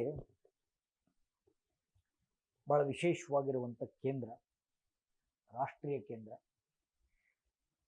1.5 ಲಕ್ಷ ರಕ್ಷಿಸಿರುವ, ಅಳಿವಿನಂಚಿನಲ್ಲಿರುವ, ಬೆದರಿಕೆಯನ್ನು ಎದುರಿಸುತ್ತಿರುವಂಥ ವನ್ಯಜೀವಿ ಪ್ರಭೇದಗಳಿಗೆ ಒಂದು ಪುನಶ್ಚೇತನ ಕೇಂದ್ರವನ್ನು ಓಪನ್ ಮಾಡಲಾಗಿದೆ. ಇದನ್ನು ವನಧಾರ ಅಂತ ಕರೀತೀವಿ.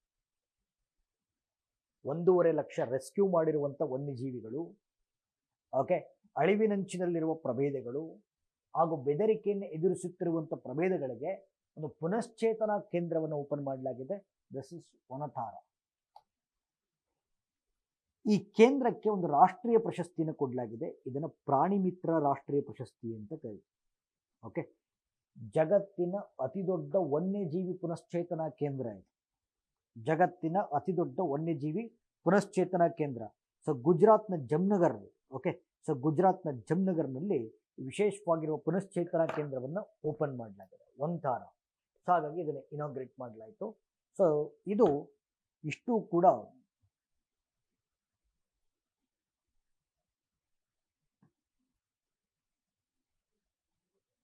ಓಕೆ, ಸೊ ಇಷ್ಟು ಕೂಡ ವಿಷಯಗಳು. ಓಕೆ, ಸೊ ಅನೇಕ ವಿಚಾರಗಳನ್ನು ನಾವು ಡಿಸ್ಕಸ್ ಮಾಡಿದ್ದೀವಿ.